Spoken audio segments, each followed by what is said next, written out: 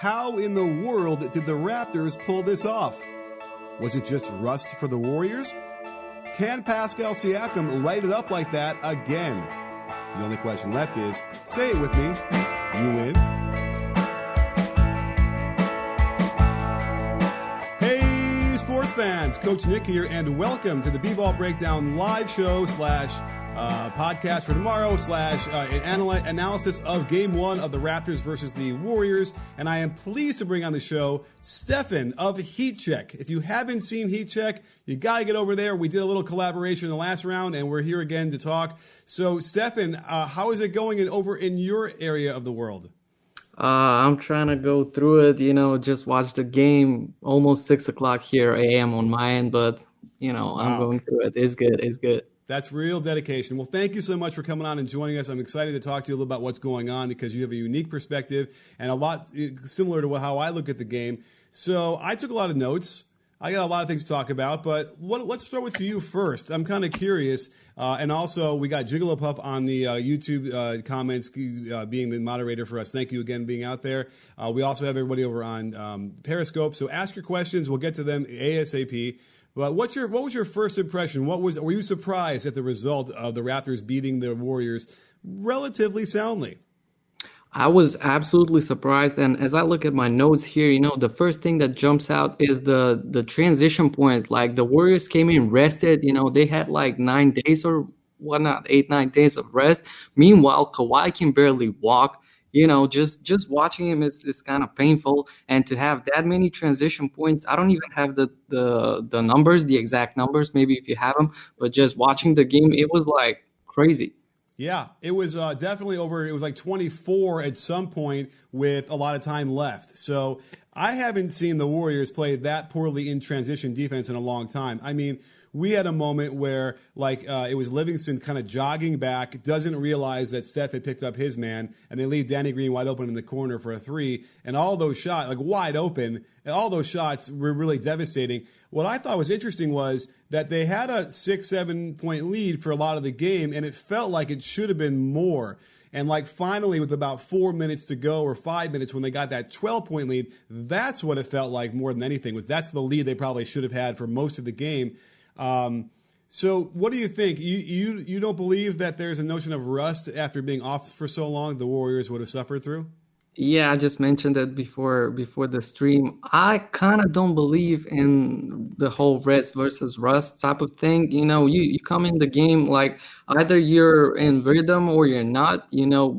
Again, watching the Raptors, I fully expected them to kind of struggle, but and it was even all the way through the second quarter. Beginning of second quarter, I really saw something, especially once Ibaka, I believe, came into the game. The whole pace picked up in terms of them going to the rim more. I felt like there was one specific play where Ibaka got the offensive rebound. He finished at the rim, and that was kind of the catalyst both for the guards, but as well as Gasol. When they got Gasol, I was thinking the whole time that he's going to be an inside presence. They're going to have a quality big man to finish at the rim. And he hasn't been that throughout the whole playoffs, Now, from the second quarter, third quarter, he had his chances, finished at the rim. Also, Paskal Siakam, most of his points were at the rim. If you see, he had how many? 30 points or something like that. Most of it was at the rim, and the transition stuff. A bunch of it was transition, but right. Finishing at the rim. That was for sure. I mean, Siakam did have some mid-range, and he had at least 1 3. I'm hitting the button right now as I fire up the box score here. So Siakam, let's talk about that for a second because we have some people asking already about that. Siakam finished 14 of 17, 2 of 3 from behind the line. And I know at least, I would say 2 or 3 of those other shots were from outside the lane at least. So, maybe 9 of the shots were at the rim and layups. But we did have a good comment over on the Periscope from Gabriel Sturdy said, there's a 0% chance Siakam does this again, right? He made shots with his eyes closed. Now, there's no question he had one running across the lane, a hook, like with two guys all over him, and kind of threw it up behind his head off the glass and it went in. So that was when you knew that something was up with him. But I wrote this down in my notes. I don't think I was prepared for this notion of Siakam and Draymond Green being this incredible, matchup where he was isoing on him and scoring on Draymond Green. And of course, Green was in foul trouble, didn't want to, get that fourth or fifth foul, but that was the biggest surprise. Do you think that Draymond's going to let that happen again in Game 2? Listen, same as you said, like I didn't expect that to happen, but once I saw it 2 or 3 times, I was like, he's got him under the basket. He can take him under the basket, and I do expect it to happen again if the Warriors don't make adjustments as a team.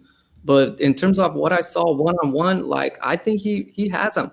Okay. Yeah, we saw this in the previous series where they were isoing a little bit on Draymond, and I was like, what are they doing? And yet they did have a little bit of success. So, he might be getting by on a little bit more of a reputation because certainly in the past we've seen Draymond be amazing at that and guard at whatever position he needs to. Right. But that also speaks to a distinct lack of energy on the defensive end. And maybe that's part of the rust we're talking about, but I kind of felt like both teams lacked a lot of intensity for a lot of the game. And then when the Raptors were able to turn it up on little spurts, that's what gave them the lead, and that's what kind of, was able to let them, take control of this game. And it was a bit surprising how easy the Raptors controlled the game throughout. And it has to have them feeling confident going into Game 2. Do you have that same kind of confidence about who will win this series? You might be interested in putting some money down on the Raptors, shocking the world, and winning this thing. You've already got a leg up with all my insights, so head over to betonline.ag, the one place to get in on all the action, grab the odds, and allow the experts to do the heavy lifting for you. Sports, live betting, virtual casino, you name it. BetOnline.ag is B-Ball Breakdown's preferred sportsbook online. If you're feeling lucky and would like to support the channel, go to clnsmedia.com/bball and use promo code CLNS50 for a 50% sign-up bonus. That's clnsmedia.com/bball for a 50% sign-up bonus. BetOnline.ag, your online sportsbook experts. I do want to call out real quick. We have some super chats already, so thank you so much. Alexander Varga threw in a super chat. Yarrow Brock, awesome stuff. Thank you. And then Alexander has another super chat with a question. With Iggy on Leonard, who is going to guard Spicy? Is that Siakam? Because I'm unaware of that. Spicy P, Paskal Siakam, yep. Okay, good. I guess I'm not up on my my lingo. So I don't think they're going to do anything. I think they're going to simply look at the tape and make fun of Draymond and challenge him, I suppose, and go at him in the film session to challenge him to do better. But that said, a lot of his damage is done in transition, which is where Draymond had less of an ability to take care of that because he's got to take care of everything. Now, they also took advantage of him over-helping a lot. And you call it over-helping or you call it this sort of help that he normally does. And other teams don't normally take advantage of that. But Siakam, without question, was getting open shots, open looks, and he was taking advantage of that. That said, he's not going to shoot 14 to 17 again. I think he'll tell you that too. That's not going to be a surprise. So that's a real interesting dilemma that the Warriors are going to have. Let's go over here and see what else we have on the YouTube chat because we have a lot of people here and a lot of questions here. And then Stefan will definitely come back in here, I'm sure. Let's see here. I'm getting an email from him maybe. Let's see. Wow, let's see. Dylan Nguyen has, first game and we already beat the Cavs, and how many wins they got in the finals last year. Yeah, okay. Now, here's a question. Let's look at the bigger picture here. What does this mean for the series, okay? Now, you can argue that, it's partly that they were rusty and they were out of sync and all those different things. Usually that lasts for like a half, though, and that is not the case what happened with the Warriors. This was something that they actually, lasted the whole game, and they don't have KD, and I know they were already worried about that. Boogie did not look very good at all to me. His leg does not look like it's healed to me. He actually was somewhat effective in the first half, but they finally got him in to start the fourth quarter of the second half, and the fourth quarter, and it just didn't look good. They got him in pick and rolls, and he just wasn't in sync. You got to, you can't be expected to do well in the finals on defense without a lot of game under your belt, and he just hasn't played for 5 weeks. So that's a problem. But maybe they could find spot little minutes here and there, but I wouldn't throw him in the fourth quarter. Now, another problem the Warriors had, I thought, with their rotations was Livingston. He has looked like a shell of himself for a long time now, and I just don't know why they kept going to him like that, because he played for about 2.5 extra minutes in that fourth quarter when he shouldn't have. And I don't know why, even a guy like Alfonso McKinney was better. And Stefan is asking what happened. Let me just quickly tell him to, click on the link again. Click on the link again. Let's see here. Click on the link again. And maybe he'll come back in. So, anyway, so that's a real problem with Livingston. He's definitely a guy who clearly has... it's just not his thing. They're going to limit his minutes. Let's go check the box score real quick, 'cause I'm curious.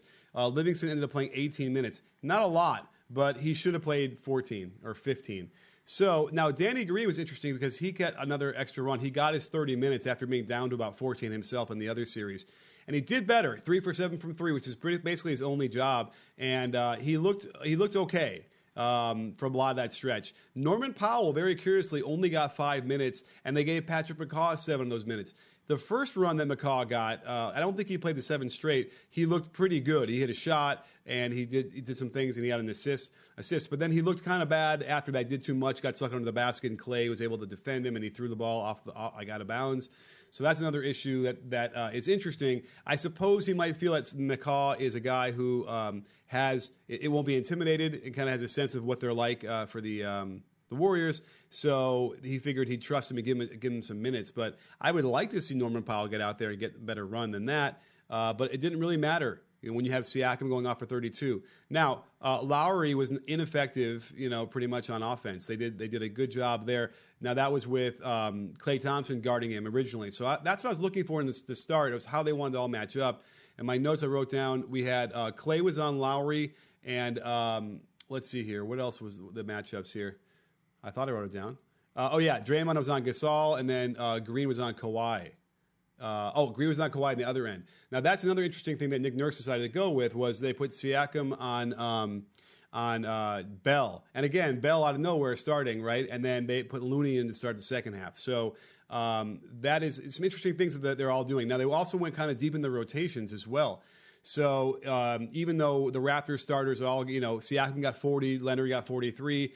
From there, Gasol was in foul trouble, and I thought that was going to hurt them because he was doing incredible. Now, that was one other problem. So not only did we see really bad rotations, defensively getting back in transition, just not hustling back, not picking up men, but Gasol was a beneficiary of a lot of really poor rotations off of him, and that let him get back in the game, that let him get wide open shots, and that gave him a nice cushion early on. And I thought that his, limited his minutes with the foul trouble was really going to hurt the Raptors, but it didn't, of course, because Siakam, was just destroying them. Let's see here. Stefan is having trouble getting back in. I'm going to see if I can't create one more while we're talking really quickly. Another session here. Oh boy, it won't let me do it. Well, that's interesting. Anyway, we got Stefan for a few minutes in there. I guess I'll have to ride this home on my own. Not a problem, because let's dive into some of the questions here while we have them. So give me some good questions over in the YouTube. Let's go over to the Periscope real quick to see. We have a lot of people here as well. So let's see here. Team Elite Peak said Kerr didn't trust his second unit in the second half. Yeah. That is true, although I would say he did trust him too much. I mean, certainly with Livingston, he should have taken him out earlier. But he didn't trust someone like McKinney, who I would have liked to have seen got some more run instead, because he's just more active defensively. He hit a shot or two. Let's see. Grayson Adrian said, Raptors look good, but they kind of had to win this game or series already over. Now, that's interesting, but I'm not so sure that that was as crucial because they have home court advantage. But certainly getting off to a good start is important. What I had predicted the other day was that they were going to split these two games at home. I didn't really have a feeling necessarily who would win the first game, although I did acknowledge that the rust, I think the rust is a real thing. They were off for a long time. And the only question we have to have about that is whether or not it was about their, did that diminish their intensity? I was expecting turnovers. I was expecting like missed shots, that kind of thing. I wasn't expecting, the bad defense the way they played it, but who knows? That could also be another, symptom of being off for so long. But the Raptors defense, again, was really good. I thought they played pretty well. Now, Steph Curry, his numbers, as a boxer, we go to the box score. Steph Curry was 8 for 18, did not shoot awesome, 4 for 9 from 3, and he had 14 for 14 from the line. And I kind of felt like they were kind of manhandling him again, but that's sort of par for the course. They don't call a lot of that when he's off the ball. He had 34 points. Klay Thompson was also off a little bit. That technical foul he got, he tossed the ball at the ref and wasn't looking at him. That's pretty much it's almost like when you spike the ball down, they call it a tech. And it's going to be like, one of those automatic tees. And he kind of knew it. He pulled off on the pass, didn't throw it, didn't fire it at him. But, it's just one of those things. That the ref that called it has to go to the scores table and signal who it was. And he's not the guy you pass it to. And that was the moment where I thought, this is like a meltdown. They kind of just got up in their heads. They were not going to come back. You can kind of just tell they didn't have it, where we had seen in the Blazers series multiple times when they turned up their defense, they could demolish the team. And then the series before that, they really did it. And it just wasn't going to happen that way. So, that is a thing they're going to have to tap into. Now, we've seen them do it. We've seen them flip the switch. So I have to imagine that they will get a lot more of an intense game out of the Warriors in Game 2. And, you have to imagine they're good. I kind of feel like they would win Game 2, the Warriors. And so now we have a 1-1 series. And I also feel like going back into Oracle, they'll split those two games. And then we have the Game 5 in Toronto, which decides the series. But I will say that there was a minute in the second quarter where Steph threw the ball and it got tipped, and then he got an offensive foul in midcourt, and the ball went back to the Raptors. And that was the moment the gauntlet was dropped for me, where all of a sudden it was like, gosh, the Raptors, they're good, and they really have a chance to win this series. I know people were trying to play it up before the game on TV that like they really, I wasn't quite sold, but I saw it. And I think that they're ready to do it. I'm going to press this button one more time and then press this button and see what happens. Oh, there he is. Okay. Now that I had a chance, I thought about it while I was talking, and now I got Stefan back here. So let's get Stefan back in, and hopefully we can hear him. Stefan, are you back with us? Yeah. Can you hear me? Sorry about that. Yeah, okay. Who knows what technology and all halfway across the country or the world, but you're back. Thank God, because I was talking about myself for a long time, and I don't even know what people are thinking, but I need to hear your voice. Are you ready? It's the finals. You got to make adjustments. Yeah. Right. Well, I'm glad I could figure that out. There's a button I had to press while I'm talking to everybody, while I'm reading questions. All right. Can you weigh in with something? Give me something that you want to talk about. Okay. So I wanted to talk about the fact that Raptors played patiently, extremely patient, and exploited the mismatches. We stopped the moment we stopped. We talked about Paskal Siakam and his matchup with Draymond Green. So both him on his matchup and every other mismatch that happens, whether it's by doubling Kawhi, getting the ball out of his hands, or by the penetration of Lowry or Van Vliet, there are so many mismatches that happen for the Raptors, and they were pretty successful in using and abusing those, So as long as they keep doing that, I think that they would be in good shape. Yeah, and I think that, again, what I had said when you were off was that I kind of feel like the rust was part of what, took away some of their intensity. But you know what? Because you have to imagine they're going to ramp that up in Game 2. Let's go to, I saw a good Typo asks on the Periscope, Coach, what do you think of Drake and Dre talking trash to each other? Just Draymond being Draymond. Did I miss that? Did you see that? I missed that as well, but Drake talks trash with everybody, so that's nothing new. Yeah, I mean, I guess it's part of the game. I thought it was kind of funny when he was massaging Nick Nurse in that moment. I know the league had a problem with that, but either way, in theory, what you would say as a coach or whatever would be like, as soon as Draymond's doing that, he's not focusing on the game, and so that's a problem. And certainly Draymond seemed a bit out of it. I don't think his drives to the basket weren't nearly as effective as they were in the last series. And and again, he's not really, he's okay at those. And I was a little bit surprised how effective he was in the last series, to be honest, especially in opening court and making some of those shots, because sometimes he goes a little too fast and the shots don't go in. But what do you think? Is Draymond going to be able to improve for game 2? Oh, definitely, definitely. And also the fact that you said the rust thing, there for game 2, there's also going to be the factor of sense of urgency. They can go down 0-2 in a series. I mean, they can, but there's going to be some sense of urgency there, Mm-hmm. And I also figured one thing out for the Warriors. I like whenever Steph Curry had the ball and there was usually there was a 1-5 pick and roll, Yeah. coming off of that screen, he was automatic either score, either find the open guy or get free throws. So he got a lot of free throws off of that pick and roll. He beat both his man and the help. So I thought that was pretty interesting. Yeah, for sure. And interesting, we see that Shane Ellard was saying that the Warriors were held to 17 fast break points. And that's another good point. And it's hard to fast break when the other team is scoring often. And I thought that's what the Raptors were doing. And so that was another issue, too, because obviously they live in the transition, too. That's where they get a lot of their threes. It's funny. I just want to check Clay again. Clay's line was 8 for 17. That's not bad. 3 for 6. But, 6 3 attempts is really low for him. And I thought they did a really good job defending him. I'm going to have to go back and look at the footage again to really focus on what they were doing with him off ball. But they were having him try to bring the ball up a little bit, and that was not a great look for Clay. Right, the ball was getting knocked around a little bit. He handled the ball a lot more. I feel like they caught him in transition, and he took 3 steps, and they didn't call it. They didn't call it. Yeah. And and that was another one of those things where let's talk about the referees for a minute. What do you think about the refs? Honestly, I usually don't try to assess their performance unless it's something dramatic. That dunk for Clay with 3 or 4 steps, I don't know. I saw that, but otherwise there were a few, like the Lowry call. He got called for a foul, and I thought that was clean. There was also one against the Warriors that I thought shouldn't have been called. But overall, I wouldn't say that they had a huge impact on the game.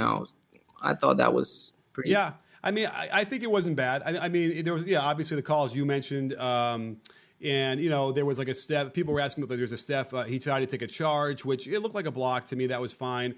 The Lowry charge that he drew on Draymond, if you can remember, it was a short roll or off a pick and roll.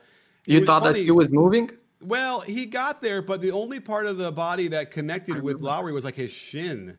It was a little bit weird, and I guess that's okay, but you kind of felt like, that should be more like the body should be running through him, or it's not a call. You know what I mean? It was kind of weird, but Lowry's going to do that and drive you crazy, and he actually didn't draw as many foul calls as I thought he was going to do.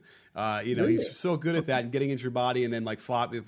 It's legitimate contact, but he's good at initiating that. I think I remember 2 or 3 that he got. Got on the yeah. And let's see here. As far as that, I don't know if that translated into free throws. Lowry ended up taking 2 free throws, so that's one reason why maybe it didn't stand out. Is he didn't get them on shots that he would try and get normally. Mm-hmm. We have a pretty good question here in the YouTube chat. James Rogero asks, do you feel that the trio of Gasol, Ibaka, and Siakam will overwhelm the smaller Golden State team? Now, that's interesting because they don't always play together, even though I think that they should, and I don't think they did at all. I feel like Ibaka came in for Gasol, so there wasn't a lot of overlap. And in the last series, I really liked when they played those guys together. So what do you think? I mean, that trio is going to go up against, what do we have? Whoever's at center, Looney, and it's going to be Draymond. I mean, Draymond is long. Looney is long. I think they can kind of match that, right? If anything, I think that they should play even more than they did in the Milwaukee series, because now, in my opinion, at least, they have more of an opportunity against Golden State. You had Giannis, you had Lopez. Those are big bodies, down low for Milwaukee. But here, if you don't punish him on the offensive end, you're gonna get punished on defense, because with all that ball movement and with spread it out on the perimeter, I'm even surprised that they were able to kind of play good defense with them. Talking with my friend before the game, I was kind of scared. I was like, will they be able to play Gasol? And I gotta say he was good. Helping on the ball, but on all of those curls and off ball screens, he is vulnerable. Yeah. So you And, gotta use them offensively if you want to make the most of it. For sure. And it's certainly his offense would balance out any of the issues he would have had on defense. I think that the Warriors did miss out on the chance to attack him more in the pick and roll. The reason why they probably need to do that more in every finals we talk about this is that when Steph Curry has the ball and running pick and roll, they cannot be as physical with him because he's got the ball. They're going to have to call fouls. Right. And when he's off ball, that's when they're getting all handsy and pushing whatever, and that makes them a lot less effective in my mind. And it seems like every finals we go through this, and finally in Game 3, they just unleash it and they let him go, and then they take off. We'll see if they're going to figure that out a little bit earlier, because certainly that has to be the prime target, not only to attack him on the defensive end, but you got to get Marc Gasol off the floor because he can hurt them offensively, as he showed tonight. Absolutely. And again, I would like him to be even more down low. He had like 2 threes, or what was that? 2 threes, 2 long twos, something like that. I like his shot making ability, but again, with this team, I would park him in the paint. Ibaka as well, park him in the paint. Just see what happens. They had a few plays inside out that they played. Be patient. Once they got the mismatch, throw it inside. See if there's gonna be double teaming or help or something like that. They were patient. I like that. Yeah, for sure. I mean, they look like the team that had been there for 5 straight years or whatever. Right. Yeah. Right? Surprising. Yeah. And the Warriors didn't. It was very shocking in a weird Absolutely. way. And I don't want to take anything away from the Raptors because we know that they're really good, but they are certainly playing better. This is the best game they played probably in the whole playoffs. Would you say? This one, and I want to say one of those late Milwaukee games. Was it 5 or 6? I guess I'm thinking about the road game. Okay. But yeah, they're one kind of of them. yeah, they're pacing themselves throughout the playoffs. So I like that. Yeah. Now, Funky Kitschy asks, how big of an impact can Cousins be if he gets healthy? Well, there's no getting healthy, right? This is it. The series is over in a week. I mentioned this. I don't know if you were with us, but he doesn't look good. That leg does not look like he. I mean, he already didn't look great when he came back the first time with the Achilles issue. He just, his gait was off. I was always worried he was going to get hurt, which he did based on that because he was overloading other muscles. I thought we really saw it when they threw the ball over his head in transition when he was trying to get back and Ibaka got a dunk. And you can just see he just, the pushing off on that leg doesn't work real well. He can't really move. I think he tried to jump to kind of intercept the ball, but no, there was no lift there. Yeah, right. And so, and even still in the first run that he had, let's see here. He only had 3 points with 3 free throws. So yeah, I don't know what the Kerr is going to have his hands full because obviously Boogie wants to play and he expects to play. I imagine even a little bit. He only played 8 minutes. And at some point, though, they might, I don't know. Maybe, okay, this is one of those stories where he might come in. Yeah, one game he'll just save them, right? But otherwise, they got to pull the plug, right? You can't give the guy any more than 8 minutes in the finals if he's going to play like this, right? I texted my friend. I was like, the only chance they got is that Boogie needs a lot of minutes and he just clogs the whole offense. I texted them that. And he still didn't play a lot, but didn't look good in those minutes. Right. So, I don't know. Let's talk more about the Raptors because I feel like we're so focused on the Warriors right now and just anything else they did. Now, how about this? So Fred VanVleet comes in and he's just been transformed. I guess the kid being born really did something. To me, it was he added more arc to his shot, but hey. I saw that on Twitter, yeah. Yeah, right. He was league leading or team leading plus 11 with a couple other guys. 15 points, 5 for 8 from the field, 1 for 4 from 3. But he was just tough. He was getting penetration. How many assists? He only had 2 assists, but he was he was a problem for the Warriors. And I don't know what the answer is to match up with him. I want to emphasize that because in the Milwaukee series, it was all jump shots.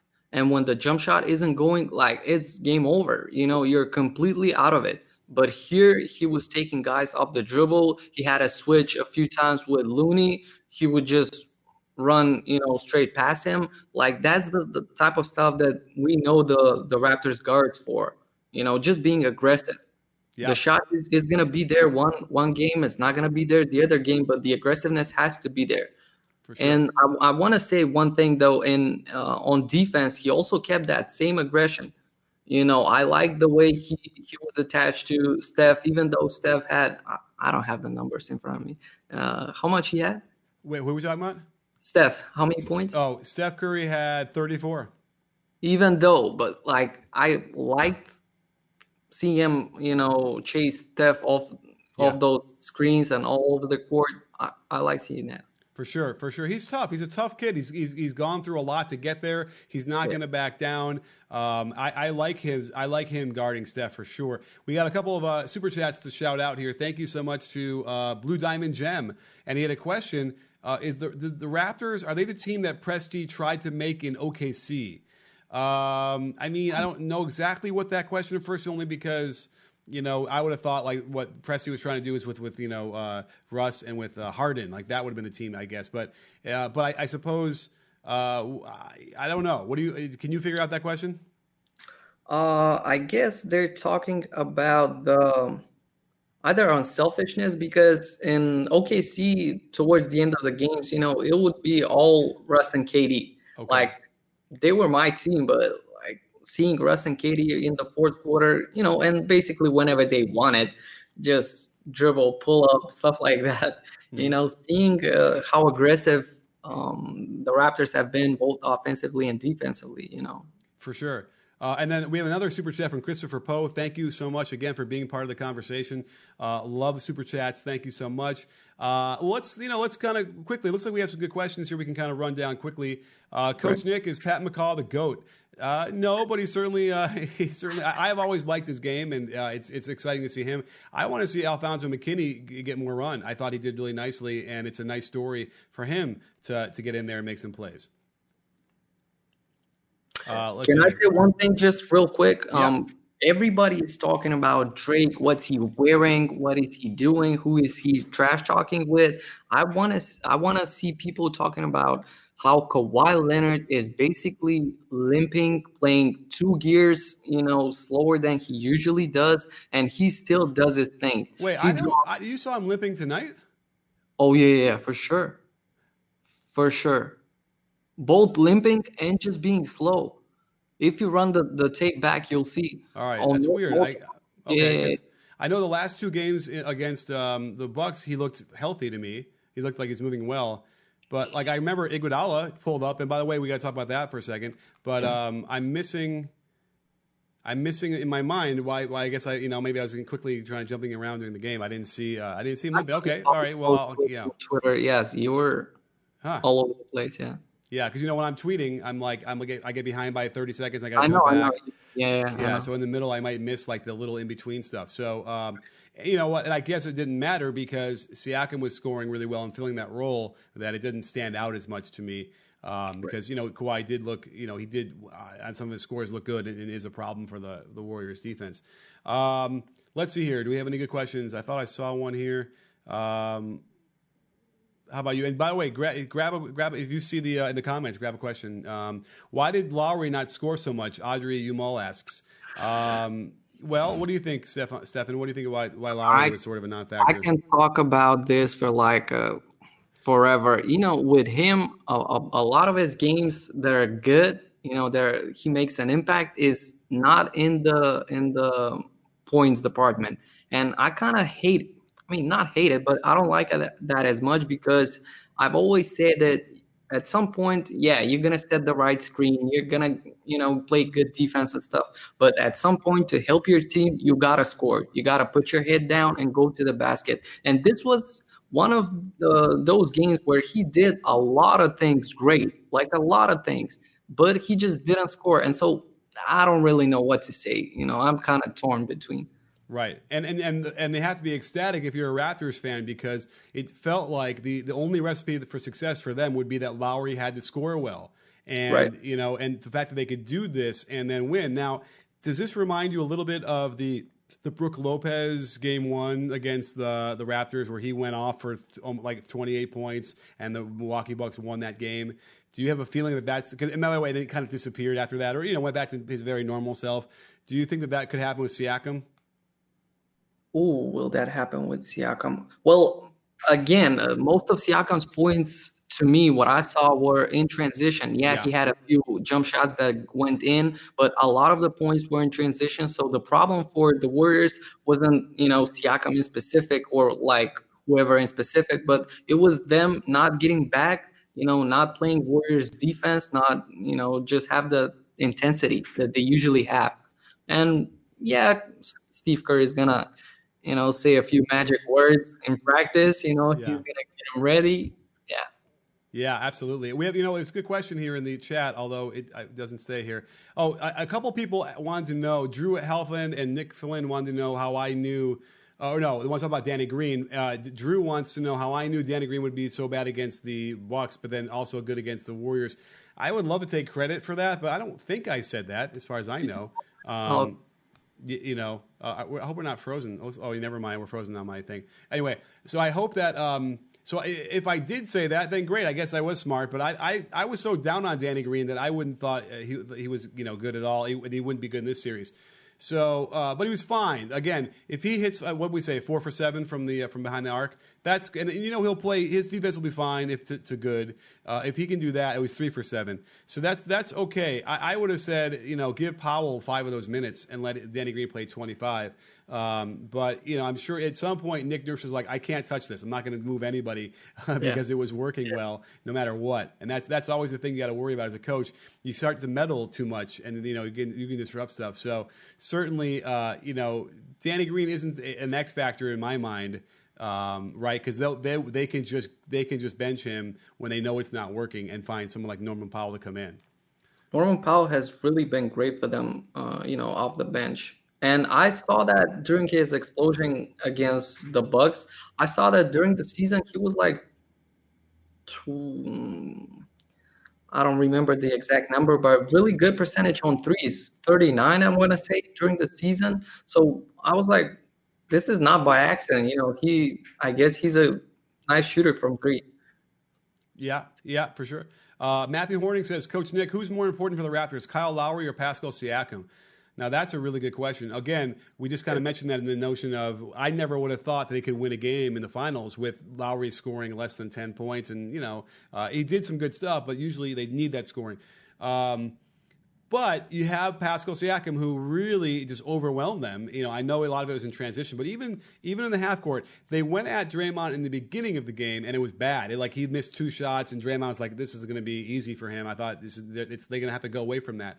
But then they went to it again, at least 3 times in the second half, where he just went at him and he scored.